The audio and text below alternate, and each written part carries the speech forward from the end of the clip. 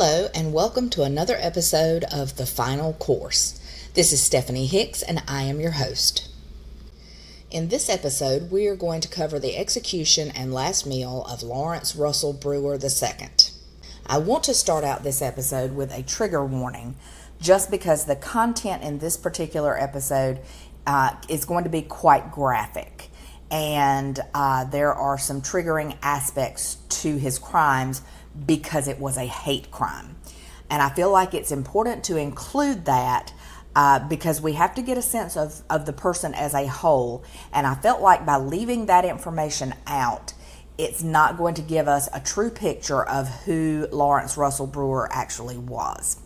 So if you have an issue with hearing about hate crimes or graphic descriptions of a murder, I would advise you to go ahead and stop this episode now, and you can resume with us in the next episode. Before I start this episode, I want to say a quick thank you to all of you who tuned in and listened to my previous episode, which was about Velma Barfield. If you haven't heard that one, be sure to go back and click play on that one next. I think you'll enjoy it. The reason that this particular person caught my eye was honestly simply because it was a hate crime. And while I realize that murder is murder and there are extenuating circumstances in each and every case that I look at, this one just to me seemed to be especially heinous. And I think you'll find that it is extremely interesting just because of the last meal request and the things that were spawned from this case and this particular man. So it's going to be a lot of information, and again, some of it could be quite triggering. So if you have a kind of a weak stomach and you don't want to hear this kind of thing, go ahead and press stop now before we get into it. So when I was researching Lawrence Russell Brewer, the amount of information that I could find on him and his early life was really sparse. I couldn't find a lot. Looked at several different sources, and it was just very limited information. The information that was out there was just kind of thrown in as an afterthought. It seemed more of the information was about the crime itself and about what came after that when we get to talking about his last meal and execution. So what I did find was that Lawrence Russell Brewer II was born on March 13th, 1967 in Lamar, Texas, to Lawrence Russell Brewer and Helen Gwen Gillum Brewer. It seems he had two sisters and a brother, although I could not find their names anywhere. I also couldn't find the name of his son, but he did have one son by his marriage to Sylvia Nunez, who he married on July the 16th, 1993. Now, pretty much the only thing other than those facts that I found about his early life actually came from his attorney, Doug Barlow. So, seeing as how it was his attorney, take it with a grain of salt. I don't know how factual it is, but according to his attorney, Doug Barlow, Brewer had something of a rough life. He was kicked out of his home when he was 14 years old, and he would sneak back and stay in the camping trailer in the backyard, something that his mom would let him do. I think it's important to emphasize that it was something his mom let him do. Again, this is coming from the attorney, so take it with a grain of salt. But that seems to imply that it was his father who kicked him out of the home, if that was in fact what happened. The reason that I said I think it's important to note that is because his father actually made a statement at his trial that was interesting, and I'll cover that here in just a moment when we get to that part. Now, Brewer was convicted along with his co-defendants Sean Berry and John King in the murder of James Byrd Jr.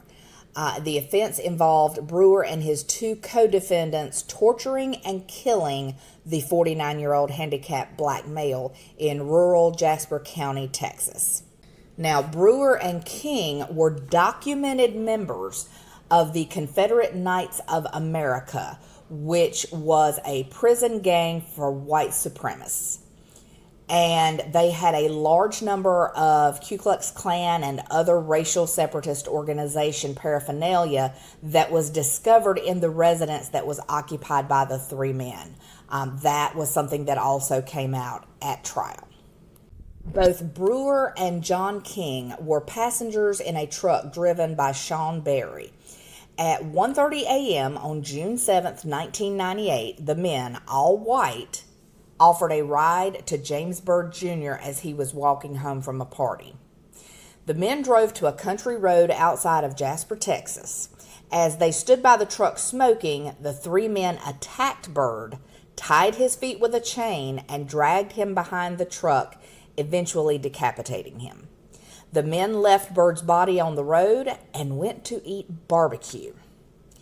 The East Texas killing touched off a national movement to strengthen punishments for crimes motivated by hate. Investigators later found Brewer's DNA on a cigarette and beer bottle at the crime scene and Byrd's blood on his shoes. While Brewer blamed Berry for the killing, prosecutors said it happened because King and Brewer wanted to start a white supremacist group in Jasper, according to the Attorney General's report. King, like Brewer, was sentenced to die for the crime, and Berry was sent to prison for life. Now, here's where we get into the meat and potatoes of the crime, if you will. And this is going to be the part that's going to be quite graphic and quite triggering to some people. So, once again, if you're still listening and you're on the fence and you think you probably can't handle this, now would be a good time to go ahead and stop. So on June 7th, 1998, police officers responded to a call to go to Huff Creek Road in the town of Jasper. In the road in front of a church, they discovered the body of an African-American male, missing the head, neck, and right arm. The remains of pants and underwear were gathered around the victim's ankles. About a mile and a half up the road, they discovered the head, neck, and arm by a culvert in a driveway. The trail of smeared blood and drag marks led from the victim's torso to the detached upper portion of the victim's body and continued another mile and a half down Huff Creek Road and a dirt logging road. A wallet found on the jogging road contained identification for James Byrd Jr., and James Byrd Jr. was actually a resident of Jasper. So this was in his town. It wasn't like he was traveling. This was where he lived. Along the route, police also found Byrd's dentures, keys, shirt, undershirt, and his watch. Now, at the end of the logging road, this trail ended in an area of matted down grass, and it looked like there was the scene of a fight. At that site and along the logging road, the police discovered lots of items that were taken into evidence. They found a cigarette lighter engraved with the words possum and KKK. They also found a driver wrench inscribed with the name Berry. They found cigarette butts, a can of Fix-A-Flat, a CD, a woman's watch, a can of black spray paint, a pack of Marlboro Light cigarettes, beer bottles, a button from Byrd's shirt, and Byrd's baseball cap. Chemical analysis revealed a substance on James Byrd's shirt and cap were consistent with the black spray paint. The following evening, police stopped Sean Berry for a traffic violation in his primer gray pickup truck. Behind the front seat, police discovered a set of tools matching the wrench that was found at the fight scene. They arrested Berry and confiscated the truck. DNA testing revealed that blood spatters underneath the truck and on one of the truck's tires matched Byrd's DNA. In the bed of the truck, police noticed a rust stain in a chain pattern and detected blood matching Byrd's on a spare tire. 6 tires that were on or associated with Berry's truck were examined, and 3 of the 4 tires on the truck were of different makes. Tire casts taken at the fight scene and in front of the church where the torso was found were consistent with each of these tires. An FBI chemist detected a substance consistent with Fix-A-Flat inside one of the 6 tires.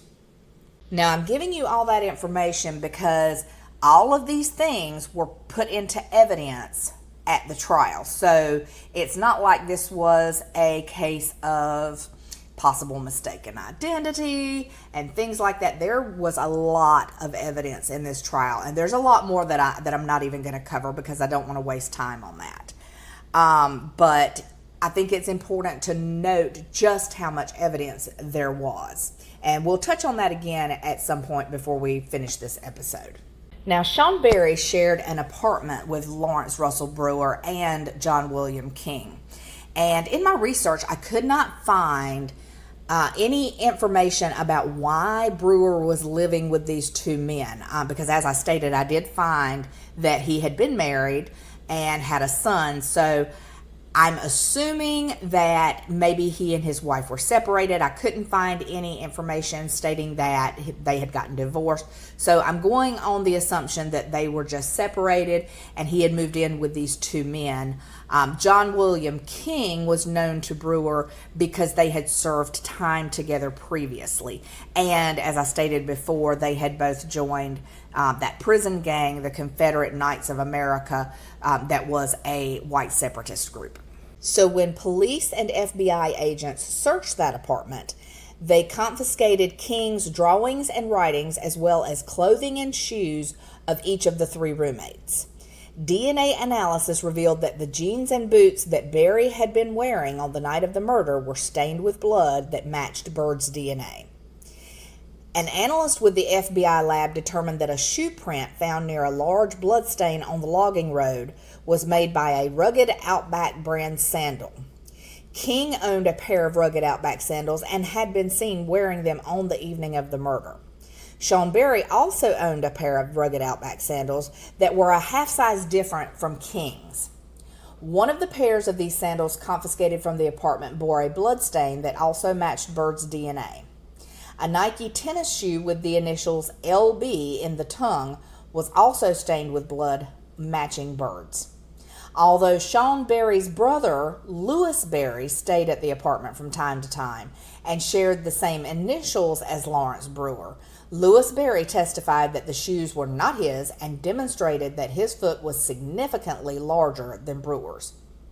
DNA analysis was also conducted on 3 cigarette butts taken from the fight scene and logging road. DNA on one of the cigarette butts established King as the major contributor. Now let's just stop here for a second because here's where I'm going to interject a personal opinion that doesn't have a whole lot to do with what I'm talking about right now, but I feel like it's important to add in here simply because they actually mentioned the DNA on the cigarette butts, and I found that in several instances that was a big piece of evidence that was produced at their trials. Now, my personal opinion is if I were on a jury, and this is just me, like me, hate me, feel indifferent, it's neither here nor there. But as for me, if I were on a jury and that was the only piece of evidence that they had was DNA on a cigarette butt, that would not be enough for me to convict someone. Now, that's not the case here because, as we've already discussed, they had a ton of evidence. They had a lot that tied these men to this crime. They had blood evidence that was on clothing, all kinds of things. But I just wanted to stop and point out for a second that DNA analysis done on a cigarette butt at a crime scene, in my opinion, is not enough to hold a conviction for someone. And the reason being, I myself am an ex-smoker. I hate to admit that, but in the spirit of transparency, I smoked for many years. To those of you who don't smoke or have never smoked, kudos to you. That's wonderful, and I'm so proud of you for making that choice because it is a hard thing to try to get away from. But for those of us who do smoke or have smoked, I think that we'll all agree that at any given time, you could have possibly thrown out a cigarette butt onto the road, either by driving down the road, by standing around talking and tossing a cigarette butt. It's not a pretty truth, but it is the truth, at least for most of us. I don't think I could find one smoker or previous smoker that could say that they had never just thrown out a cigarette butt somewhere and littered. So the fact that they found cigarette butts in and of itself is not particularly condemning, because that could have been thrown out while they were going down the road. They could have stopped and, had a flat tire or something. It's because it's tied in with the other evidence that I think makes it compelling. So I just wanted to kind of, throw that little disclaimer out there that I am not in any way saying that DNA evidence on those cigarette butts was the smoking gun, because it is not in my opinion. It's just that in this case, there were so many other things that were presented as evidence that all of the evidence as a whole is what led to the guilty conviction. I just thought that was important to point out, because I think there are a lot of people that are sitting in our prisons right now that are not guilty of the things that they have been accused of. And that is absolutely something that I'm going to cover in a later episode. So just be prepared for that. But I did want to throw that out there because I thought that was important to note, at least for me, just my own personal convictions. I felt like it was important to note that that was not the only piece of evidence. Now, there was this guy named Tommy Falk, and he testified that Barry, Brewer, and King frequented his home, and they had played paintball in the woods behind his trailer. And when police conducted a search of these woods, they found a large hole covered by plywood and debris, and underneath that cover, they discovered a 24-foot logging chain that matched the rust imprint in the bed of Barry's truck. Now, this part right here I felt was particularly gruesome, and it really hurt my heart when I was reading this. But the evidence revealed that Byrd's body was severed about 1.5 miles down the logging and asphalt roads, resulting in his death, but that his torso was dragged another 1.5 miles before it was deposited in front of the church. So that means that not only was he alive during half of that torturous journey, but also that he was conscious for most, if not all, of that time. And the reason they came to that conclusion was because his injuries revealed that he had injuries that were consistent with him attempting to hold up his head to relieve the pain of the asphalt scraping and tearing his skin. So he was made to suffer just the most cruel and horrific pain before his body was finally torn apart, which is what killed him. Again, I know that's gruesome. I hated reading about it, and I'm desensitized to a lot of stuff because, as I've stated before, I am a true crime junkie. But that was just particularly awful to read, because I can't imagine what Mr. Byrd went through. And the fact that these 3 men committed this crime and then left his, I can't even say his body, left his body parts scattered along the roadway, and then they went to eat barbecue. It just shows a complete lack of respect for human life. And again, I know that all of that information was really gruesome, really hard to listen to, but I felt like it was important to include so that we could get a true picture of who Brewer was. Now, at the trial, the prosecutors said that they believed that the 3 men killed Mr. Byrd to promote their fledgling white supremacist organization, the Confederate Knights of America, which we've mentioned before, and to initiate Barry into the group. So the evidence showed that it was pretty much Brewer and King, and Barry was just kind of hanging along and was wanting to join the group maybe, but was not a quote-unquote documented member. Now, when Brewer took the stand in his own defense, he blamed the other 2 for the killing. He said that King had started a fight with Mr. Byrd and that Barry was the one who had slashed the victim across the throat before chaining him to the bumper of the pickup truck. And we see this a lot. He's basically distancing himself from the other co-defendants because he's trying to say, I was just there, I didn't do anything. And he actually told the jury that he had kicked Mr. Byrd, but that he, quote, had no intention of killing nobody, end quote. However, a psychiatrist testified that Brewer did not appear repentant for his crimes. And so he was ultimately convicted and sentenced to death. And actually the day before his execution, he even, doubled down on expressing no remorse because he told KHOU 11 News in Houston, quote, as far as any regrets, no, I have no regrets.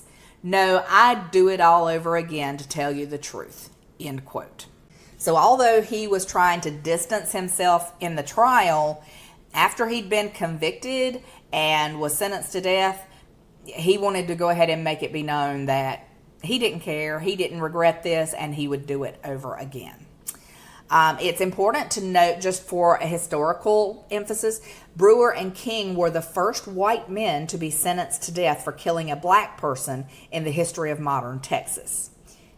I think it's also important to note that, again, this happened in Texas, and Texas has executed the most people in the United States since the death penalty was reinstated in 1976.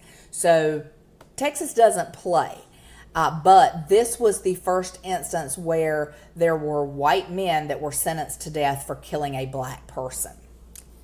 So now we're going to get into the part about his last meal, and there was a lot of controversy around that. So I thought this was particularly interesting, and this was what was the primary reason for me including him in an episode. Was because of the historical aspect of it as to what this led to. So before his execution, Brewer ordered this large and extensive last meal that actually prompted the end of last meal requests in Texas.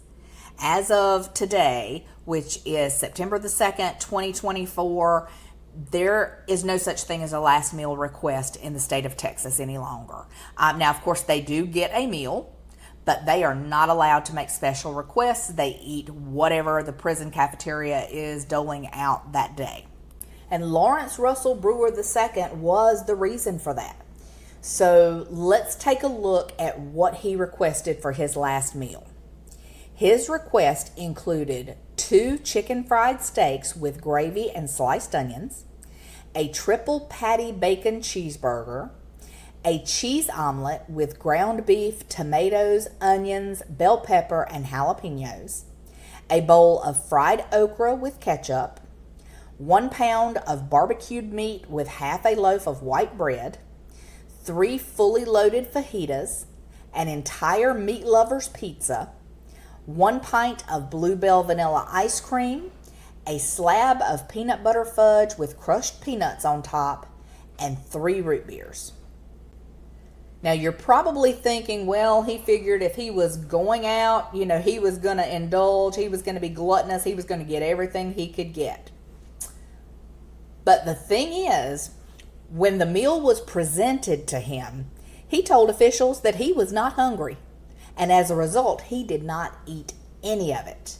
The entire meal was discarded.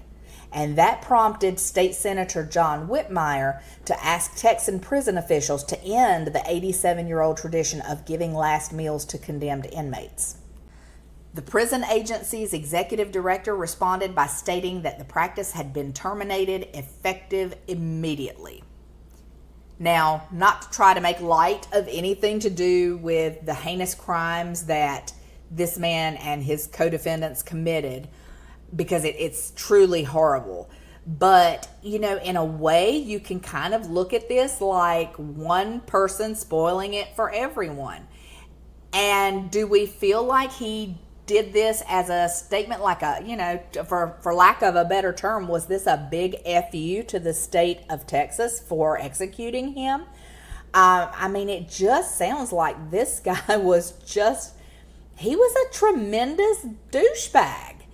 And he carried that all the way to his execution in what he did with the last meal. So then on September the 21st, 2011, Brewer, who was 44 years old at the time, was executed. When he was asked if he had any final words, his response was, quote, "No, I have no final statement," end quote. He was then executed via lethal injection and was pronounced dead at 6:21 p.m. Now, what does Lawrence Russell Brewer's choice of last meals say about him as a person? In my opinion, he was a narcissist. And by him ordering this extensive last meal and then refusing to eat it, therefore wasting it, that was his way of flipping off the state as well as his victim's family and friends. He clearly was not remorseful for his actions, and he just didn't care. He just wanted to basically get one last jab in before they executed him. Ironically, it was not the state or the victim's family that was hurt by his actions regarding his last meal. It was the prisoners that came after him, because this resulted in the removal of the request for last meals for the state of Texas. Now, as I've told you before, different states have different laws regarding prisoners' last meals for executions. Some states don't allow it at all. Other states have limits, dollar amount limits for what the last meal can be. There are different requirements for different states.